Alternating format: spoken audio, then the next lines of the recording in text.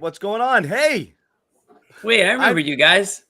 I don't know who I've Hey, been. Yeah, Mr. I don't know. Homeschool, Jimmy. What's up, buddy? Summer vacation. I'm actually at my homeschool home right now. My where it all started. This is I'm where back you home. would have been This homeschooled. is where I get PTSD from being at school all day growing up.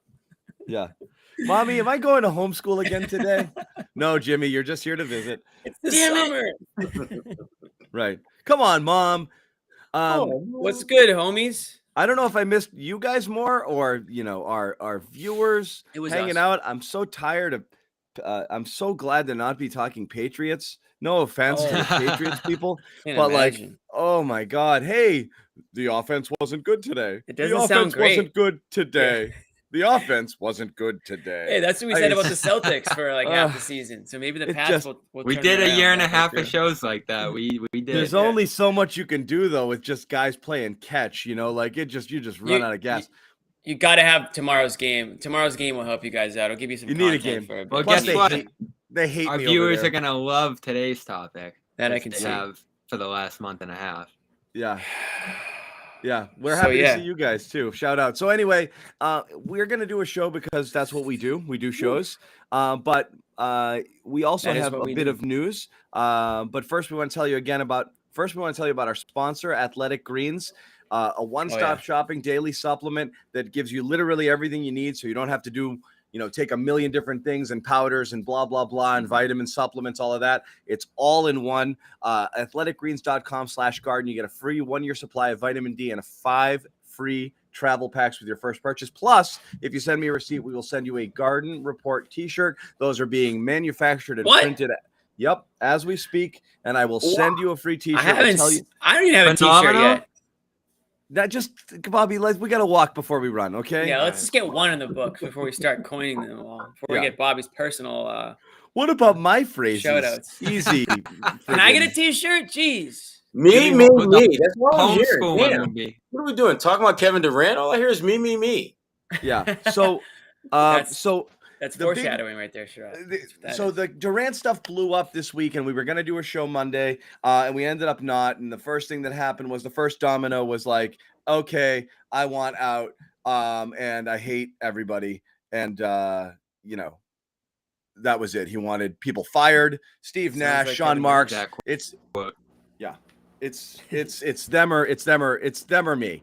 And Joseph Tsai, the owner, came out later in the day and he was like, yeah, it's them. So, okay, gauntlet thrown down or Durant's bluff called, whatever you want to say. But then, things are kind of quiet. And then today, some stuff leaking out, and the report being that the Celtics are a preferred destination along with the 76ers.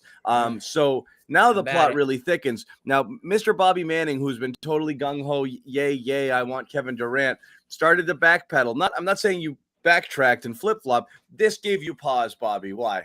Obviously, we understand why, but you were the most gung-ho for doing this, and now you've kind of walked it back because you're like, all right, this guy, I don't know. Because Bobby's walking it. Wait, Bobby's walking it back? On CLNSmedia.com, check out his column, but Bobby isn't as bullish on getting Durant as he was before. I mean, the ask here is absurd from Durant. It is incomprehensible that he would ask for this as a condition for staying. Now, is this the James Harden approach? I know he was hanging with James Harden within the last week here. Did Harden give him some tips on accelerating this process? Because this would certainly be out of that playbook. The notion that he would go to this meeting, which was, first of all, kind of coined as a point where they could all reconcile and come back and run this nicely, which is never going to happen. He goes to this meeting and tells them to fire the coach that he wanted and the GM who has followed his and Kyrie's every whim each step of the way through Brooklyn. If you've been in the weeds of this Nets thing since day one, I really have, because this whole 3-year run they've had has just been fascinating. All the dysfunction, all the terrible decisions that they've made. These two guys, Nash and Marks, have been doing their bidding since day one here, and now the condition to stay is fire these guys, and it's a total deflection. It's something I think you guys and others in the chat were concerned about, that this guy has no leadership skills. He is completely deflecting everything that's gone wrong for 3 years on the coach and on the GM and on the team. And for this to be the reason, apparently, that he wants out, and it's becoming more and more clear, I think, that this is the reason he wants out of Brooklyn, is because things haven't gone the way he wanted them to, and he doesn't think he has any role in that. I have pause, because instant something goes wrong in Boston, this is going to be the approach. And clearly, the leadership's lacking that he would be bringing to the table here in Boston. So it gives me an enormous amount of pause. I've been focused on the on-court pros, and there's many of them, and there's still a strong case that if you do this with the right return going out, it's worth looking into. But that definitely gave me pause. I mean, are you kidding me? Fire Nash and Marks, or I'm out. Talk about putting the team in an impossible position. I mean, this is terrible what he did. I couldn't believe it.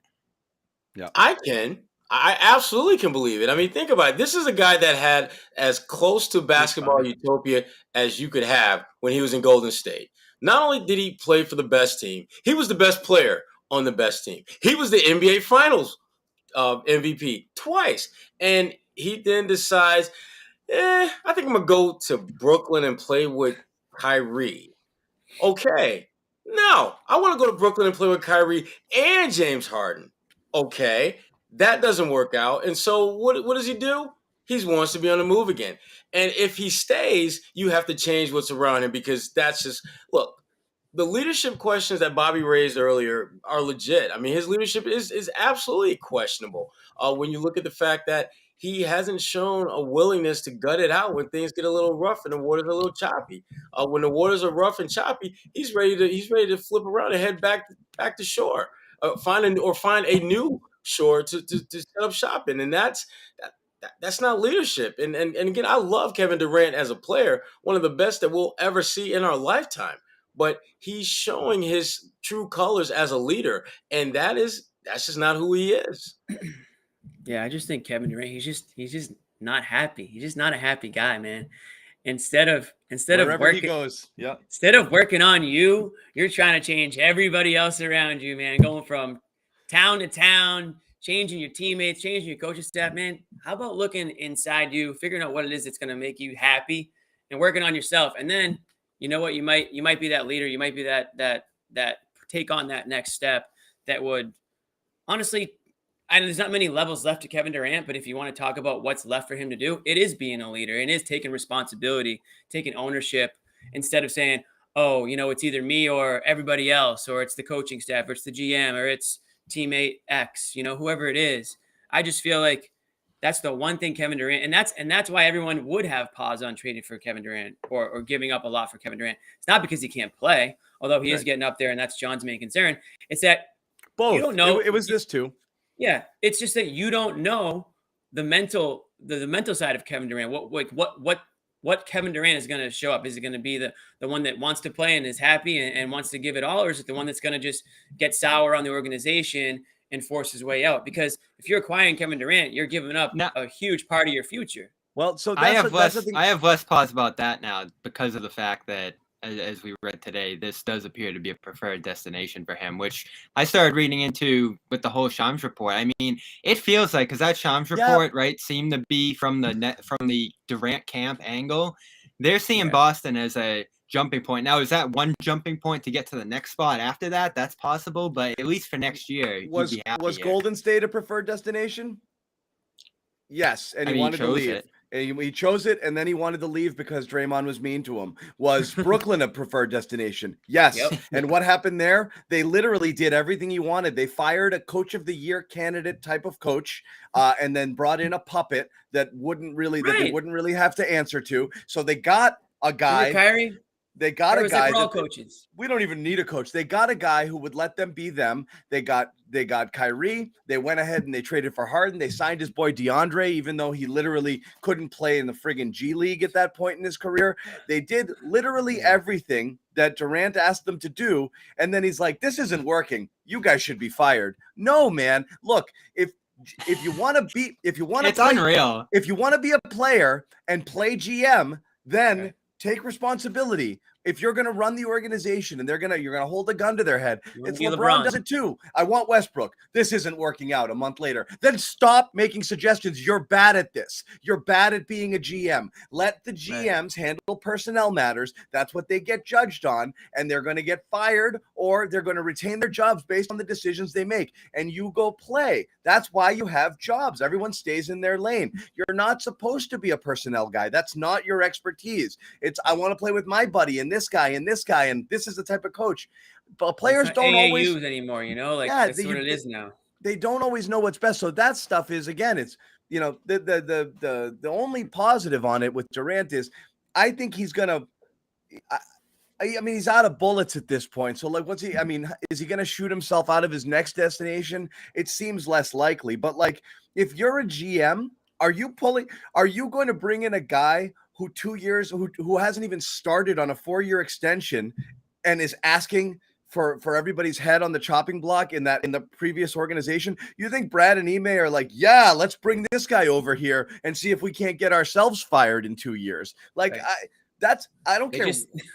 Everyone's got to feel that, right? Well, they seem interested. So that's the other side of this. Like they've been in this mix for 5 weeks now, and we haven't gotten an inkling of we're not doing this. We're behind. But you can't do But that. why would you do that? Nobody does that. Nobody says no one's going to say that. We don't want this once-in-a-lifetime talented player. They're not going to get him for Grant White, and so they could just put themselves out of the mix. Because if they're going to do this, it requires trading Brown. That's a prerequisite. There's no amount of leverage they could generate that's going to allow them to do it without giving up. But as practice, they don't deny every rumor. They don't. Right. As practice, they don't. It's just because it's a slippery slope. Because now the one time you don't deny one, they're going to be like, but this is next level. I'm saying you don't do that like every other level. As practice. You don't go out and deny every rumor, because then you have to do it every time. Because if you don't do it, people are going to think that one's real. Well, why didn't you do it this time? You denied it last time I was supposed to be traded. What they do is, after the fact, they come out there and say, I was watching all of those reports and I was thinking, wow, where are people getting that? That's what they do. So the non-denial thing is not part of the story. I know people want it to be, but most teams don't come out flat out and say, we're not trading it. Look at every other team that's been on the block. Have the Suns said explicitly, we're not trading this guy, or we're not trading this guy, or we're not trading this guy? Nobody does that. Well, these teams are interested in Durant. There's no benefit to saying. There's no benefit. Because and Bobby, I understand your point that it's going to take XYZ 1, 2, 3 to get a deal done. But if you're the Celtics, so what? Let these rumors be out there. It's not going to hurt you in any way, shape, or form, especially if you're having conversations with Jalen behind the scenes, letting him know these are rumors. We don't know where they're coming from, but just ignore them. It's not a big deal. And if that's how they feel, as long as Jalen has that understanding, as long as they have that understanding, they don't give a damn about what you and I or people out here think. Because if we're being honest and real, it's good for business for that stuff to be out there for the Celtics. It makes them look like they're an attractive place that great players want to be. Why would you cut that off, even if you know it's not real? Why? You wouldn't. If you're in the position that you love this year, if you love this team and you want to stand pat and you want to run this back, I think there's a way to do it. It doesn't have to be explicit, but they seem to be in the mix still. They really do. How far will they extend themselves? I think they're only in the mix because Kevin Durant's agent wants their name to be in the mix. I don't think the Celtics are like actively trying to look at their roster and figure out what can we do to get Kevin Durant. That's not. That made sense from a Nets perspective, but the Nets are still out here saying we're going to take everything, which to be a non-starter for Boston. But that's also a non-story. We're going to take everything. That's how trades work. You try to get as much as possible from the other side. That was our original thinking, was that the Nets are using this as a leverage point to generate interest. Now, this appears to be Durant paving a path to Boston. And if there's no path there, why would he be doing that? Because the interest isn't where they thought it would be, and you're trying to drum that up. If you're There's Kevin two Durant. things. You're trying to drum it up, and a lot of that stuff's coming from the Durant side because you want to make it seem like there's a destination. I believed from day one, when the first reports came out, that midnight, that 2 a.m. Woj report, and then the shams the following day with Boston being seriously into it, all it was They have a conversation. What would it take? Well, it would take at least Jalen and blah, blah, blah, blah, blah. And the Celtics said, I don't know. We wouldn't do any more than Jalen and White. And that's about it. Like you're just kind of talking. You're not even in serious negotiations. I don't believe the Celtics went there, called them and said, here is my offer for Kevin Durant. I just think I think the Nets are calling teams. Yep. I think the Nets are calling teams and the Celtics are like, I don't know. Like, what would you pay for this? I don't know. I don't really want it, but I guess I'd give you this. Like, I'm not saying entirely they don't want it, but I don't think they were like, because look, if anybody was friggin' gung-ho about Durant, this deal would be done right now. No teams right now are tripping over themselves thinking, I need this guy at all costs, because whatever the cost out there right now is clearly prohibitive for everyone. So it's not even close. I know, like, we were talking about the Simmons unrealistic trade value that they had before. All of the factors, the age, him being, him doing stuff like this and asking for people to get fired, having shot his way out of, multiple different destinations. People are not going to mortgage. Winning teams are not mortgaging their entire future to go get a guy like Durant. They're not. If you're already there, if you're Phoenix, you're Boston, you're like a contender today, you're not going to give away half your team to go get one guy. You're not. Let me ask you guys this. I mean, to me, it's obvious that Durant's side is clearly the side that leaked him saying it's either me or, Nash and basically the front office, right? So, I mean, and then you've got the Nets GM coming out saying we're back in Nash, all this stuff. I mean, they kind of have no choice now, right? I mean, doesn't Durant have to go? How can they all just, if they're backing the head coach, they're not going to fire, Nash is apparently safe. Isn't that something? Bobby, we talked about this before the season practically anywhere. Like, Nash is toast. Like, there's no way he's back. So I am surprised that they stuck with Nash out of the regular season. I think Kevin forced them to stick with Nash. I mean, but that makes no sense. Like, why would he force him to stick with Nash and then flip like that? There's a part of me he's that flailing in the wind. They don't want to feel like they caved in to Kevin's demands. I think there's a part of that ownership group that's looking at Steve Nash and thinking this was probably not the best decision we could have made as far as a head coach. But damn it, we're not going to let this player tell us how to run the team that I own. Hell no. I love that response. Yeah. No, I do too. But it's almost like, okay, if they're going back and forth now publicly, basically, they can't just come together. Like, I can't see Kevin Durant suiting up for the Nets at this point.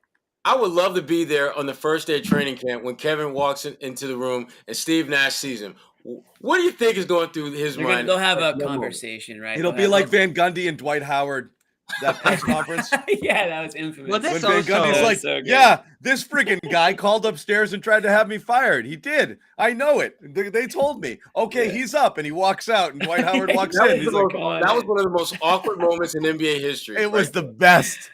It was perfect. Being caught in a lie. It was like watching the Alex Jones stuff, Like the Nets will sign Howard next. Freaking Dwight Howard's like, nah, man, I wouldn't do that. They're like, Coach literally just said you did a minute ago. He was like, well, this shatters the notion. That was the best.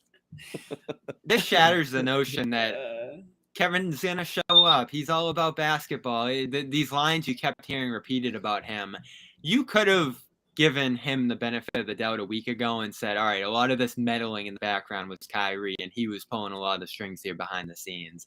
For him to come out and do this, I think, shows that Durant was just as involved with a lot of this stuff over the years, and he'll continue to be. And they've earned that right with their teams, but there's a point where it goes too far. There's a point where your preferences should be accountable for where the team is at. And I think a lot of them have been, most notably, most recently, his support of Kyrie through the whole debacle that lost them Harden, by all accounts. So that worries me as well, because we were kind of going back and forth on this, right? Is this in support of Irving? Is this get me away from Irving? It seems like he is going all in here behind Irving. He wants him to get this extension. He wants the team to commit to them, and he wants them to make them this partnership that we talked about after that series, that they were going to be running this franchise in partnership with Nash, Marks, and Zai. Marks comes out right after the season and says, we want people who are kind of committed to basketball here, who are committed to what we want to do in our plan. Mm-hmm.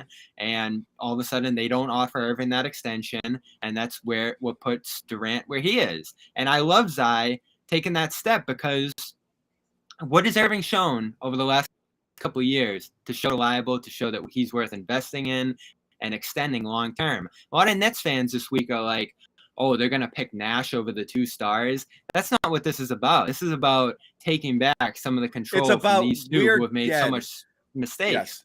It's about, this is poison. We cannot continue like this. I don't care how good at basketball these guys are. This is absolute poison. The entire situation, and that could involve the coach too, he's not blameless in this, but he's not, no. You can't move forward with whatever's going on here. It's just so toxic at this point. And you're right, 1,000% in support of the Kyrie stuff. What are Durant's issues? Presumably with the offseason.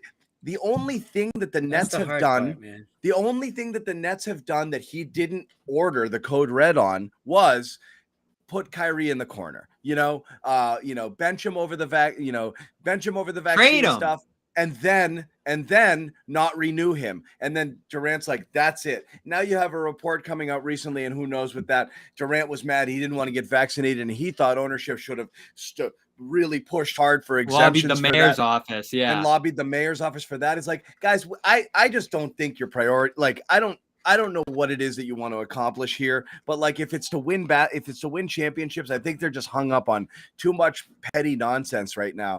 And again, he's clearly in support, 100% in support of Kyrie. If they gave Kyrie a long-term extension this offseason, you think Durant's asking out? No, probably not. Back. Really? No. And there's a Ben Simmons factor here too that we really haven't heard anything on. Like, is he going to be good to go? Is he going to be on the floor this year? All that stuff. So that's another layer to this that we'll probably learn about eventually. But at this point, I don't think Durant's going to show up to camp. And that's going to accelerate this even more. And at that point, if you're the Celtics, is the possibility of a straight Brown Durant swap on the table, just because of the lack of flexibility other teams have, the desperation that sets in if you're Brooklyn. Because again, if you're getting out of this as Brooklyn with Brown, that's pretty good, I think. Brown, Simmons, all these other pieces they put together. It all depends. If Golden State were to step up with a Wiggins and a bunch of the kids, well, they can't do Wiggins. Wiggins is a rookie extension situation. Yeah, you're right. I mean, that's a complicated thing as long as Simmons is in the fold. The Simmons report, we'll get to it a little later, was freaking hilarious from earlier in the week, but that's not, that was awesome. That was Ben absolute left the chat. gold. Oh my. That's like what I do when Nick is bothering me. Right? Hey, John, can you get me that report by tomorrow? Okay, yeah, fine. TPS reports, I'm out of here. Real quick, we are going to continue a very interesting wrinkle to the Kevin Durant story involving what we think is the desired Nets haul from the Celtics versus what the Celtics want to give based on this report that came out about the Celtics being his preferred destination. We'll tell you about that in a minute, but first we want to tell you literally everything we can tell you about Athletic Greens, which is our sponsor here on the Garden Report. And we got it here. AG1. AG. Oh, okay, you got the big package there. I got the big pouch. I got all my stuff here. I got it all. Make one for us? Yeah. No, I'm not gonna make one. I had one this morning.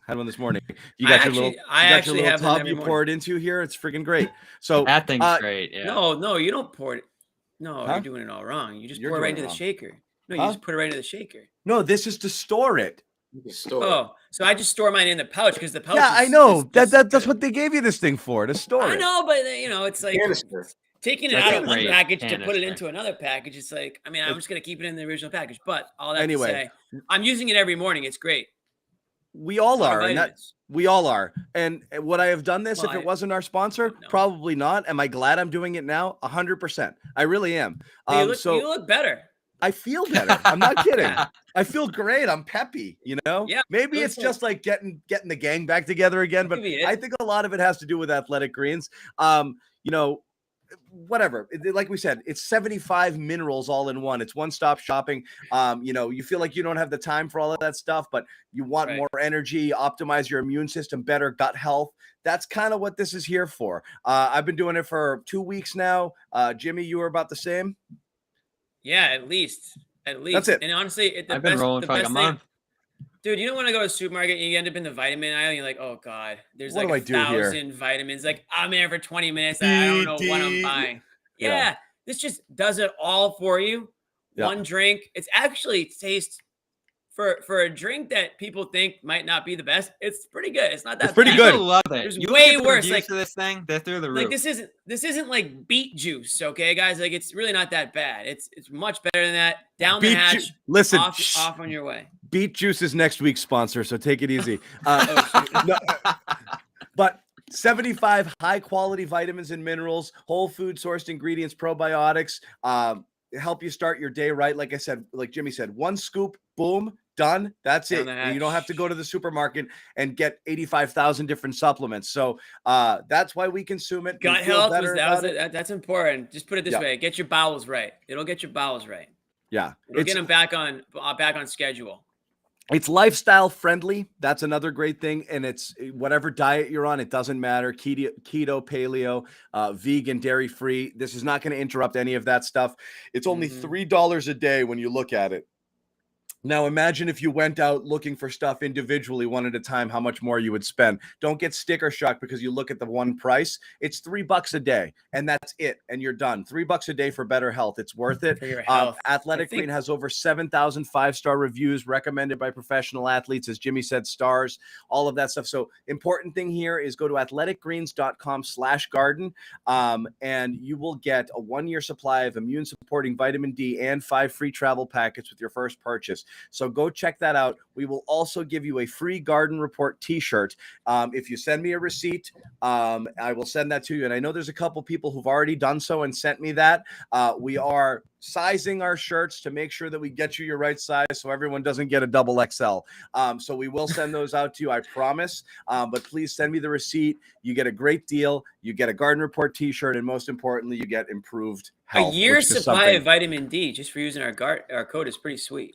It's pretty sweet. They So said vitamin D was like one of the most important vitamins during this whole COVID ordeal. They're like, keep taking your vitamin D. That's what who knows, but.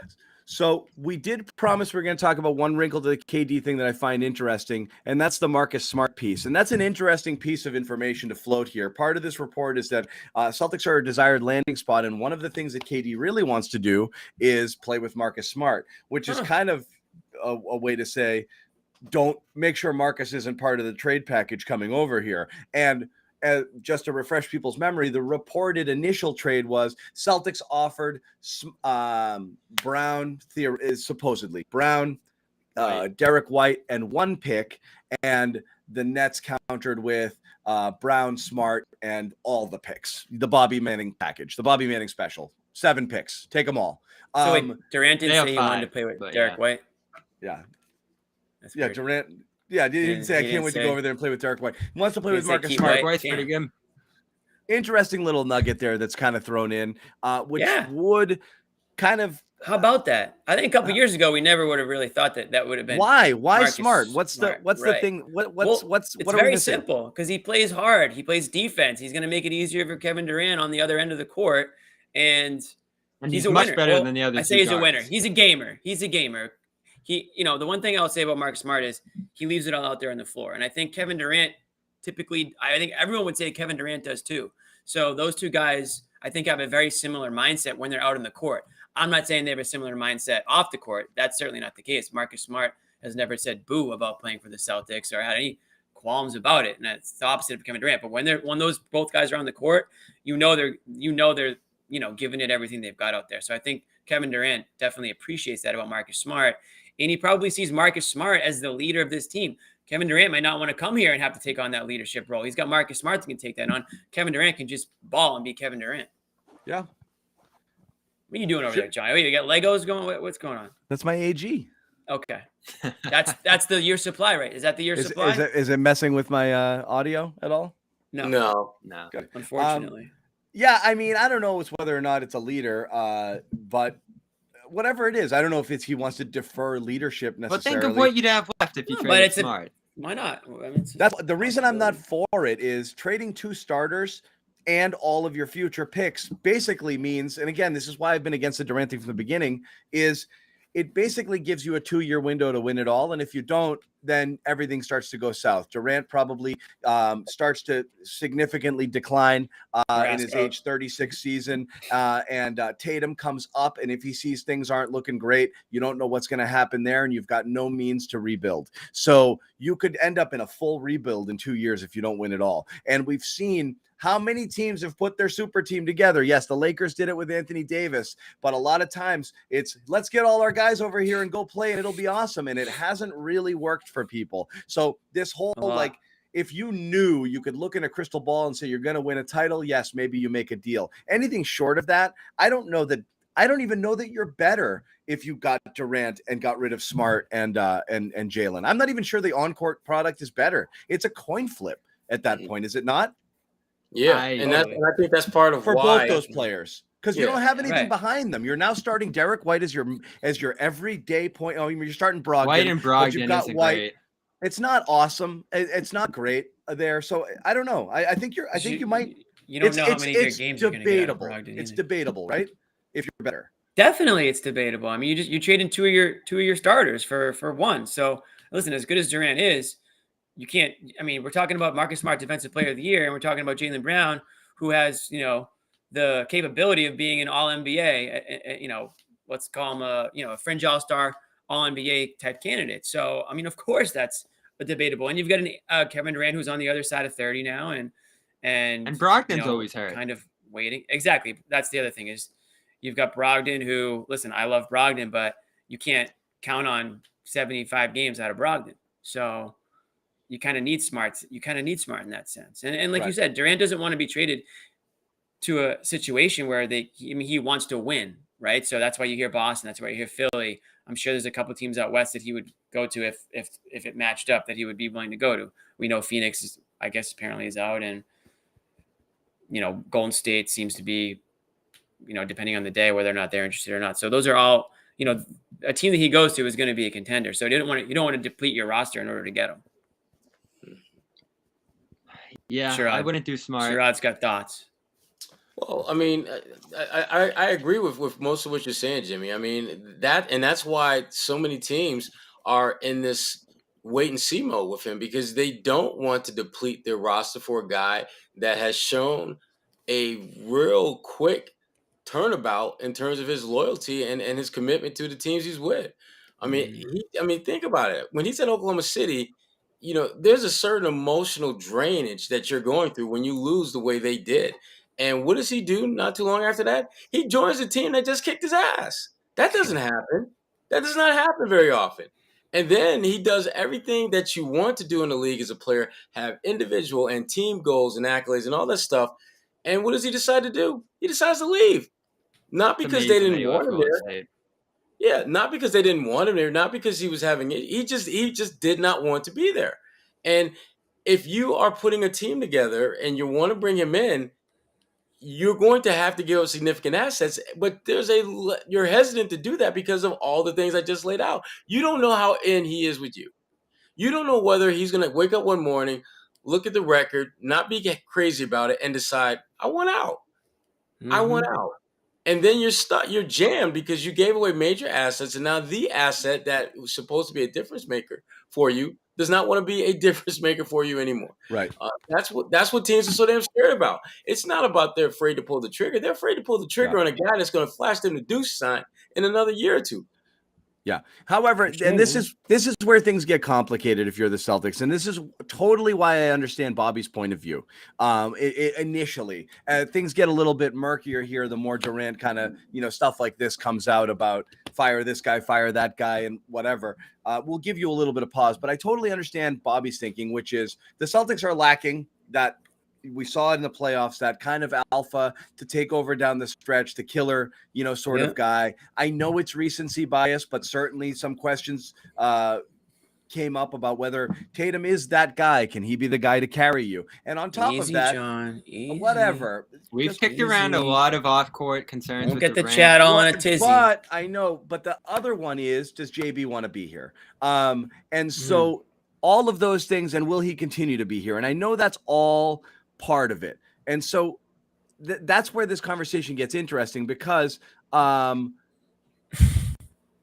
it's possible that the Celtics need a guy like Durant. The Celtics might need to get off of Brown if they're worried that he's not going to come back. And this still might not be a great trade. It can be bad for both sides. It can not be the perfect thing that you need. And that's kind of the worry here with this is I understand why you might want to do it, but it also doesn't necessarily mean it's a good deal. And so I guess the question is, how much does that factor into your thinking? We talked about this when the first wave came around, but how concerned are you that Brown is now hearing whispers about, oh, I was better than Tatum in the finals, and he's got his new representation, and he's got 2 years to go, and he might want to be the alpha, and there's been stories that he wants to be the guy, gonna test free agency, see what's out there. Who knows if any of that stuff is real or not? But without any certainty, you're always going to have to wonder. The people in the chat and the fans out there, they're like, keep JB, he's younger. Sure. If you were guaranteed that Brown is returning, I wouldn't have thought about this trade in any form at any point in time. Never, ever, ever, ever. I'd ride with the younger guy into the future if you can. Jaylen Brown's a max player for you? Huh? Jaylen Brown's a super max player for you? It doesn't matter. It's the best you can do. That's meaning like it doesn't matter because you either do it or you lose them. So you get stuck in those situations. A ton of teams do. You get stuck with Ayton. You get stuck with all of these guys. Like, do I want to give them all of this money? But if you don't, Bridges. No, Brown is a max player. But Brown probably. I was thinking about if. In today's NBA, Brown probably is. He probably should have been an all-star or could have been last year. I view him as a perennial all-star, even though he's only made one. He's a top 25 player. Yeah. He's a top 25 player. He's a max guy in today's league. Yeah, but I was reading today, a couple of people had the article, I know B-Rob wrote it, that if he ends up with like one of the All-NBA teams, I think it's like 50 million more that it triggers like a even higher amount that he would. So yeah, it's theoretically earn 290 million if he's all NBA and those accolades. The regular number is 240 million, and then to leave would be 184, I believe. So it's a significant difference. Especially you're talking 100 million if he's all NBA difference. But here's my thing though. I mean, we talk about Jaylen and maybe not wanting to be here, but I keep coming back to what has he done that would indicate he doesn't want to be here? I mean, he goes out every single year, gets better, comes into camp, does what he's supposed to do, puts up good numbers, the team is successful. What exactly is he running away from? Is it because he wants to be the top dog? He has never said or played in any way that would lead you to believe that he doesn't want to be here. We don't know if Boston's is a place, is the right city for him and a place that he wants to be here long term. And again, the NBA is a tricky place. They really the team that drafts you holds the strings for 7 years, and you may not have wanted really to be there entirely. It's fine, but it's not ideal. You might just want to test it. You might want to see what else is out there. I still think at the end of the day with Jaylen, it's going to come down to winning. I mean, if this team is stuck in this get to the conference finals or second round and they can't get over the hump, then I think it becomes much more realistic that he may want to go elsewhere. But if they would have won a chip, a couple months ago, I don't think we would be having a very different conversation, not only about him, but the team in general. Him specifically, at that point, it's just like, okay, you've literally won at the highest level you can possibly win as a team. Why would you exactly want to break that up, especially when you're freaking 25 years old? I mean, a 25-year-old NBA champion in Boston is kind of scary. You own the city. I think the three things we've Brown, just talking to him over the years here. All right, he wants to win a lot of championships. He obviously wants to make an impact off the floor. And I think he wants his respect. He wants his appreciation. Now, what does that mean? Like every player so far. Yeah. So what does that mean? The appreciation factor, being properly rated. You ask him questions, like he'll always be sure to prop himself up, and rightfully so. I just don't know where that comes from. Does it come from everyone was turning it over, not just me, Yeah, does that come from a place of him not feeling great in his situation here? It's hard to say because he's never going to answer that question. He's never going to, address that. So we're all left wondering. I don't think he'll mean, even address it to the team until the time comes, right? I think he thinks, and I think based off of some of the reporting and just people in the know and how they talk about it, that Jalen, and he's not wrong, that Jalen believes he's every bit as good as Tatum, if not a little better. And if Tatum is better, it's by a fraction. But everybody automatically just says, that's the alpha. And then this guy's number 2. And he's like, am I really? Like, are we sure about that? It's not a equal And I support parts sort that. of thing. And I totally get it. He should believe that. Yeah. And what I don't support is whenever there's a prediction trade before rumor, the season was Jalen would pass him as the alpha, because I actually thought that was possible this past year. I thought it was possible based on his trajectory and the fact that Brown was improving more, in my opinion, than Tatum was year over year, to the point that he was close to his level. If he took another leap, I thought he could pass him. I still think it's possible. There's elements of Jalen's game I don't like, but like if he comes out next year, if he comes out next year and if he's that guy, remember the guy at the beginning of 2 years ago who was shooting friggin' 55% from 2 and 45% from 3 and literally couldn't miss those first 20 games where he looked like he was a top 10 player in the NBA. That guy spends an entire season doing that here. The entire conversation changes. No, but it's not going to happen here because his role has been established. And that was part of why the team won, because of the fact that Tatum took over as the primary ball handler. Brown took that like second bench, next wave approach. Smart focused on facilitating. Everybody found their roles here. So does he love that role? He's certainly been able to be very successful in that role. Could he make an All-NBA in that role? That might be important because of the financial aspects of that. But what's pretty clear here, and what I think should make people feel good ultimately about keeping him, is that the Celtics can pay him a lot more money than the next team. Is it, or is it just one more year? Point. Right. Well, that's the thing, It's Bobby. It's a lot more money. No, it is a lot more money, but I think a lot of these players, and I read something about this maybe a year or so ago, it was an article. Basically, agents are instructing their clients to take the money, sign the deal, and then we'll force our way. I'm not saying this is what Jaylen Brown's going to do, but just because he signs the contract with the Celtics doesn't mean that he wants to play, fill that, entire contract. It's a good business decision on his part to make the additional money that you can make, and then you can move around from there. I mean, it's a players' league; they do it all the time. We're talking about Kevin Durant right now, who wants to do that right now as well. He just signed a deal with Brooklyn. So just because a player signs the deal doesn't mean, oh, thank God we've got him for the next 5 years now. Like, it doesn't work that way. Yeah, I'm not saying that's what Jaylen Brown wants, but I would also that's John's concern, is that that you don't have him for those additional years. So if you do have that impression, if Brad Stevens has that vibe or knows something that none of us else don't know, then he might be more inclined to pick up the phone when Brooklyn calls or whoever the team might be. And again, I'm not accusing Jaylen Brown of this. I don't think that's the reason you do the deal. NBA. That's always been secondary to me. Like, would it be nice if he's intending to leave and you could? That's funny. That's my only reason to do the deal. Yeah, like I think it's just too far. Do you think Brown really knows right now whether he wants to stay or leave? It's 2 years away. I think Brown knows right now whether or not he's open to leaving, and that alone is enough. Of course, he's open to leaving, right? And so I know that he's.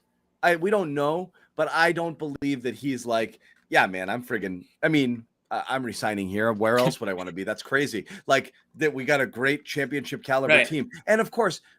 Why say so like that? a Patrice Bergeron situation where he just signed a 1-year deal. He wants to finish his career. Tuukka, same thing. Tuukka's like, I'm literally going to retire or be a Bruin. But again, they're advanced. They're late in their careers. They've established families here. They're happy here. It's a different situation with those guys. But yeah, that was very well telegraphed. But I mean, 10 years ago, you never got the vibe that Bergeron wanted to leave either. It's a different sport. It's completely different. So different sport. The money is bigger as a starting point. Right? But Bobby, that's the point. Yeah. That's the point. There's way more variables in the NBA. So it's harder to get that impression that you're going to get a play. It's designed. But this isn't a reason you would do this deal, right? You wouldn't look at this and just say, I don't understand why you keep saying that. It's the reason why you consider it. It's a very big reason. It's a factor, but it's a huge reason. If you thought Brown was staying here long term, your thinking would be totally different. If you knew it, if you're the Celtics and Brown was like, "Don't trade me, I'll resign here. I love it here." Well, and yeah, that's like, what are we doing here? Yeah, but the reason you would do it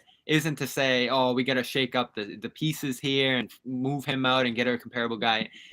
Durant's levels and levels and levels and levels above Brown as a player right now. That's why you do it, to put yourself closer to winning a championship. Now, I've seen people disagree. Like, is the continuity, is the cohesion this team's built, the athleticism and youth on top of that? Like, I think that's a growing argument, is that, like, the best teams in the NBA right now are teams like the Celtics that can, play big minutes, play pretty much every game, defend at level. These are things you might not be able to do with Durant in that spot. But skill-wise, I think Durant erases your offensive stagnancy, levels up your playmaking, frees up Tatum because teams aren't able to key in on Tatum as much at that point anymore. Those are the reasons to do it, not because I'm afraid Brown's going to leave in a couple of years. In fact, I think there's a good chance you keep Brown if things stay stable and competitive here. So bringing yourself that much closer to a championship is the most important thing to me, because at this point, I think the Celtics are in the mix. They're there with the Bucks. They're there with the Warriors. But you're not a slam dunk. And I think that brings you a little bit closer to being a slam dunk. But there's a lot of other concerns here. I just think the basketball fit's incredible bringing Durant into that spot if you're not giving up much else. You've now talked yourself back into it. No, I'm very open. Yeah. I'm very open to this idea because he's amazing. Bobby's just gonna be happy regardless. He's just a happy guy. I'm gonna be happy regardless, right? Because Bobby Manning's gonna be very good. Yeah, Bobby can sell himself on either move. Like, everything's good. Check out CLNS Media. Yeah, why my column from 2 days ago was wrong by Bobby Manning. I changed my mind. Are any of you guys so sold on either direction that if the other happens, you're going to be upset, or you're not going to like it? I think either's fine here.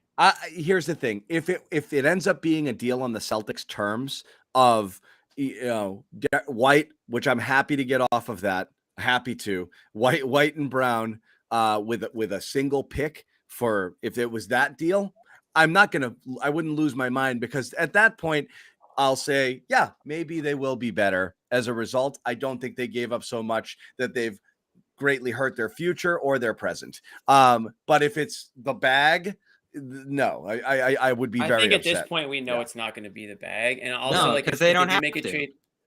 Right.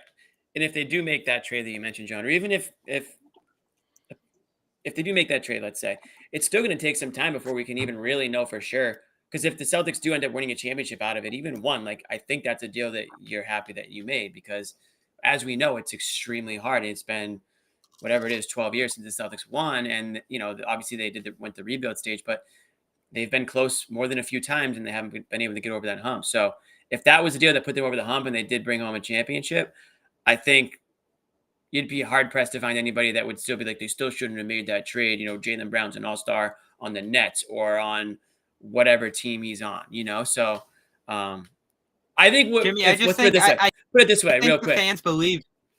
Real quick, I'll put it this way. If the Celtics made that trade and we go on the show, breaking news show, we're all probably going to be some level of fired up for the trade, because it's just going to be exciting. And John, you're muted. It's going to be bigger than Garnett. Because I like the story. But that's it. I mean, but also it's still, you like the story because it gives you, like, you're probably jumping to the NBA favorites to win the championship too. You are now. Sure. Okay, fine. But maybe you're even more so. Point being is Bobby's right. Like, there's no horrible outcome either way. The fan in me doesn't want to do the deal.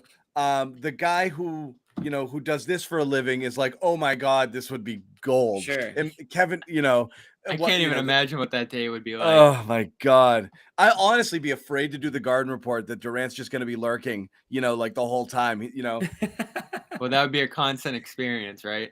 We're going to get the YouTube app. Nick and Durant have to do a podcast together. Well, that's the other thing. And that's why they break bread.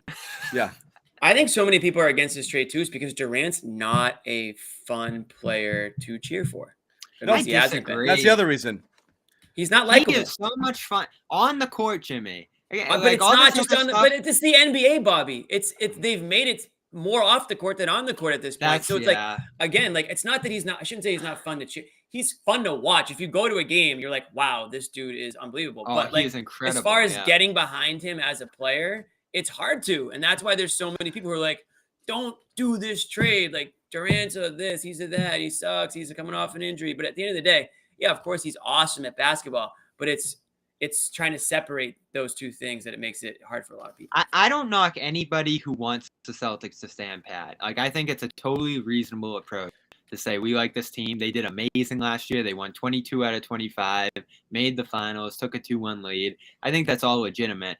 But there's two, I think, misnomers fans are falling into, which is one, that KD's done. I mean, this guy put up 37 and 6 last year, second team All-NBA, was on the verge of winning MVP before the injury, which was the same injury a guy like Chris Middleton got. This wasn't like the deterioration of Durant. It was just no. It's a sprain. Yeah. So it's not a wear and tear. It's just and then the other misnomer is that the Celtics are going to shoot back to the finals next year and be right back where they were. They had some issues in the playoffs. This offense has some issues. The Bucks are back, and the Bucks are better. And there's a whole lot of competition. Like, this Philly figure it out. The East is going to be really good next year. And Miami, came down to the last shot when Jimmy was, trying to give John cheers after the game. That's a scary night. So you're not going 12-0 back to the finals. John, cheers me. Cheers. John, cheers me, bud. I love this team. Nothing's guaranteed. I'm a hero for making it on that show, by the way. That show, by the way, one of my good friends, it's the first time he saw me on doing this, and he put it on his TV, and he showed his wife. His wife was like, "Do I hear John on the TV?" And he's like, "Yeah, come check it out." And all he's seen is, "Hey, cheers me, John." That's the show he watched. If people knew what I went through to get on that show, they'd be carrying me off the set. And he What a hero. Me, an absolute hero. He texted me. He's like, I don't know the dynamic there. He's like, but it doesn't look like you really like that Jimmy guy. And I was like, no, I love Jimmy. It's like, I don't think he's a bigger Jimmy fan. I'm a huge Jimmy fan. Are you kidding? And that's why it works. He can hate me, but he actually likes me. I mean, this is one thing's for certain. This has been great content through the summer. It's such a fascinating discussion. It really is. And who knows? Maybe the Celtics are just being completely used here as leverage, and the Nets are just throwing them out to the wolves every day in the media. But it doesn't feel like that's the case. Like, you have to consider this. Durant's that good. It'd be a bigger addition. I've said this a million times than Kevin Garnett. Kevin Durant right now is miles better as a player than Kevin Garnett was when he arrived here. And Garnett's arrival changed everything the instant it happened. Let's chill out on the Miles thing. Was Durant so where do you have Durant in the league right now? Like, number 1, number 2, top 5? I mean, he definitely doesn't have. He's up in that range. That's obvious. Would have to go through the list, but I mean, he's probably a top 5 in most people's. I would say in most people's list. Yeah. And again, yeah. I have some the haters pause might now. have him from 6 to 10 somewhere because of the. I have some pause now. I'll put it this way: the year before Durant arrived in Minnesota, he had the same as good as Garnett. Garnett. Yeah. The 4 years that preceded his arrival to Boston were the 4 best years of his career. So he was literally playing at peak level when he got here, and his stats went down a little because he did the "I'm going to share" thing. He was peak Durant, a defensive player of the year candidate, stepping on peak Garnett. Sorry, and the stats across the board were exactly what they always were. You're right. He was at the top of his game. He was close to the height of his power, and he was the opposite of Durant when it came to loyalty. Are you kidding me? Leadership. There's not a more loyal guy in the NBA than Kevin. You're right, Garnett Jimmy. was. You make a great point because the off the court stuff means as much as the on the court stuff, and that's why I have some pause now. Like, I've been reeled in on my excitement over this, but I don't. You still have to be interested if the price is right, and that original package. It's intriguing. And again, this is no disrespect to Brown. Everybody's saying, "Oh, Brown's been included in every trade package. He's been disrespected." He was in Davis. He was in Kawhi, and now he's in Durant. 3 of the top, however many players ever. All those guys are top 75 all time. So he's not in every trade package that flows through the wind in Boston. He's in rumors. And I love Brown. I love Brown. He's been amazing here. He's probably, we got this jersey hanging up here. Behind Horford. Behind Horford, there's a 7. Believe it or not. Bobby, no. You can't. Bobby, Bobby, you're the what? beat reporter. You can't have favorite players anymore. Yeah. No, in terms of games, we have to pull Bobby aside at some point. In terms of games, I like watch on the court. Yeah. The respect I have for their games, and I'm a big fan of Durant's game as well, even though it drives Nick crazy. But I love these guys' games. I Right. love both We need Nick players. I'm sign fine off either before way. we can endorse this deal. You're not right? getting that sign off. That sign off Yeah. is not coming. I can tell you that. I can tell you that. Those sell the spats company. would be epic. I mean, you'd have to keep the back and forth going there. Yeah. So I don't know. Where's this this go? It's still going 5 weeks later.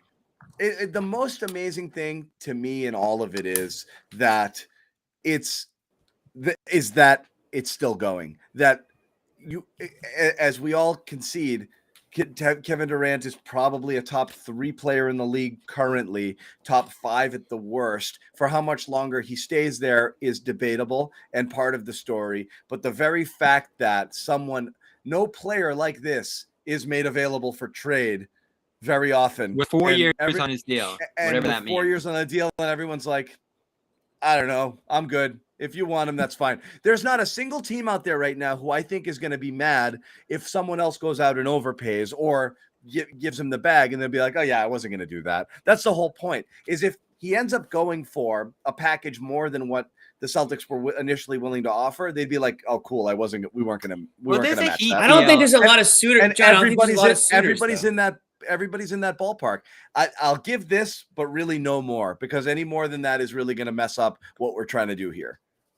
But he won't play for 29 other teams, John. Like, there's only so many options to begin with. Let's be real. Like, if you're no offense, Sherrod, but like if you're the Detroit Pistons, you probably don't have a great shot of landing Kevin. You have some great young pieces, but I think you're in the mix. But they're not going to. I'm not saying that they don't have what it takes. I'm just saying Kevin Durant doesn't want to play there. Yeah, so maybe not. Why would they do that? New Orleans seems to be creeping. Is that kind of team, the team that has the assets, but does he want to go there? Right. Right, and I think that's ultimately what this is going to have to come down to. No team is going to trade for Kevin Durant unless they have some sense of whether he wants to be there right now. You mentioned Detroit, Jimmy. That's actually one of the teams that if you want to look at someone who maybe we knew this was coming, that's not on the radar, it would be them. When you look at their GM, where did their GM come from? Oklahoma City. Imagine if it's Detroit. I just threw a team out there and it happens to be them. So again, there's a connection there, and that's I think ultimately what's going to ultimately get a deal done. There's going to have to be some low-key behind-the-scenes connection that goes beyond basketball, that goes beyond, how stacked the team is, because the teams that are stacked, they're looking at Kevin Durant and they're looking at what Brooklyn is asking, and they're like, wait a minute, we're already like 2 wins away from winning the chip. Right. You want me to deconstruct all that we worked to build for the 33-year-old who's nice as hell? KD is still a killer in the game. But damn, you say we got a 2-year window, or he's got, 4 years left on his deal? But we don't have 4 years. Hell, we may not even have 4 months, depending on how things go at first and how he's feeling. That's why there's such a hesitancy for teams to get involved with this dude, because they don't know what they're getting involved with. Usually when a guy's damn good, it's a no-brainer. You put chips all in, you make it happen. But with Kevin Durant, you can't do that because you literally have no idea who the hell you're dealing with today, right, who may very well be different than the cat that you're dealing with 2 weeks or 2 months from now. And I don't think the Nets want to give in to this, right? They're going to battle here. Cy took his stand on Twitter. They're going to try to make him come back to the camp. They're going to try to make him play. Does this just become Simmons 2.0? Like second straight year with this hanging over the league. And, with CBA negotiations ahead in a year or so here, already kind of getting underway, like, how is the league going to address stuff like this? Because you're going to have 2 consecutive seasons. I know Simmons isn't a superstar, someone that people are lining up to watch, but he's a star. And then one of the stars of the league, and Durant, effectively not on the court because of a trade demand and a team player battle and this pulling time. There's nothing a guy you can with do. 4 years. Guy with 4 years on his deal, a deal that hasn't even started yet, is asking out of it. I don't know what they can do, but it's going to be discussed for sure. Because there's nothing, but there's. Do you think Durant just realized that Brooklyn's organization just stinks? It's just like a bad place to play. Like, nobody actually really cares about them. Like, there's really no I don't think Brooklyn that's it. Nets fans, right? There's New Jersey Nets fans, but are there really Brooklyn Nets fans? I don't know. There are not. There are not. And I feel like Durant must be like, yeah, this was a whiff. He should have I just saw someone bring up a really good point. If you're not playing at MSG, if your home games aren't at MSG, you're non-existent in New York City as far as I'm concerned. Yeah. I saw someone bring up a really good point. Damon Rangola, he tweets about the Lakers. He was talking about maybe like a mechanism through which players could request a trade. Teams would get a certain amount of compensation, like maybe it'd be set out that you can effectively, like, not make yourself a free agent, but ask out of your contract and be traded. And there'd have to be like a certain compensation that would be met. Because at this point, like Jimmy, I think you mentioned it earlier, who can't ask out of their deal at this point? I mean, you had Kenyon Martin Jr., KJ Martin on the Rockets demanding a trade this year. Everyone's going to be asking for trades soon, no matter where they are or what team they're on or who they are. I mean, so, it is what it is. But you don't want these situations, John, with guys. I know, but you can't really out. do much about it at this point. If the players are willing to hold out and not get paid, that's them. That's the recourse is, okay, no, you can say no, right, or I can't trade you because I can't get value, and then it's back on them to show up or not. And if they don't show up, there's nothing you can do. It doesn't matter what the job, that's okay. We're not going to pay you then, I would recommend to Kenyon Martin Jr. to definitely show up to work. I guess you could void a contract. I mean, I don't know that you could do that. It's just never going to happen. So, I mean, it stinks. But really, at this point, that's the recourse is, do what Ben said. I just, fake an injury. Sit out the year, or you wear a fat suit. I mean, I have no idea. Like fat suits all the time. That is something that Harden and Durant hung out, and then this. I do want to bring this up. Talking about Jaylen Brown, Jimmy did want me to trot these out. I'm just going to put them up there. You guys can do whatever you want. This is our latest Jaylen fashion shoot. So this is Jaylen Brown. I think this is a some sort of cover shoot or some shoot with Donda Yeezy Gap. Yeah, Yeezy Gap. So again, there's not a lot of modeling opportunities here in Boston. I'll just say that I think New York's a big modeling city. I think LA might be. Don't let the Kanye West. Don't let the Kanye West angle out. Jaylen. Don't let the as long Kanye as you West got Kanye in your corner. By. Kanye will create opportunities regardless what city Jaylen is in. Them is some pictures, man. Did you guys see? Taco was actually making fun of him, and Jaylen he reposted it because they're good friends. But it was like a picture of, I don't even know, some old sci-fi dude with the glasses on or something. But it was really good. Yeah. Yeah, that's it. Anyways. Yeezy does it, Jaylen. Anyway, Yeezy does it. So that's all we got. He's got his cool shades. He's got his modeling ops. Hey, that's cool, man. That's cool shoes. My prediction. I mean, what's your prediction? Does this happen or not? I was gonna ask. What do you think is gonna happen, Sherrod? No, I don't think what's gonna happen with Durant? Like, where is he gonna end up? Is he gonna be on the I Nets? think Durant is going to wind up back in Brooklyn until close to the trade deadline when teams get really desperate, including Brooklyn. I don't think anyone at this point is comfortable putting major assets on the table. But if, let's say, you're the Phoenix Suns and you get off to a not so great start and your team is, maybe top 4, top 5, but you're not clear head and shoulders above the rest, you might be more open to pulling the trigger before the trade deadline than you are right now. If you talk some of the other teams you mentioned, the Pelicans, let's say they get off to a pretty good start, but not great, but really good for them. And they look like they're like one alpha away from just completely getting over the hump and maybe being able to get out of this first round of the playoffs. That might be a possibility because, again, they have a lot of assets that I think Brooklyn would certainly be interested in calling their own if you're going to give up Kevin Durant. So bottom line is this. I don't think it's going to happen until we get close to the trade deadline. I really don't, because I don't think until we get to that point, our team's going to have the kind of motivation to get it done. I just don't see that motivation at this point. Yeah, I co-sign Boston there. is hell? What the hell is that comment? Boston is hell. Meaning he wouldn't like it here. Like if someone with thin skin, this is a factor we haven't talked with Durant. If someone with the thinnest skin on the planet media environment cannot play here. Yeah. That's real, John. That's real talk. Facts, my dog. Cannot play here. I agree with Sherrod in the prediction. That's like Kyrie's situation. My dark horse is a team like New Orleans or someone we haven't considered here all of a sudden gets anxious, throws it out there, and Durant says, I'll do that rather than stick around. I like it, and goes. That's a possibility. I don't see a preferred destination trade happening because I just don't think any of those teams are going to blow things apart for Durant.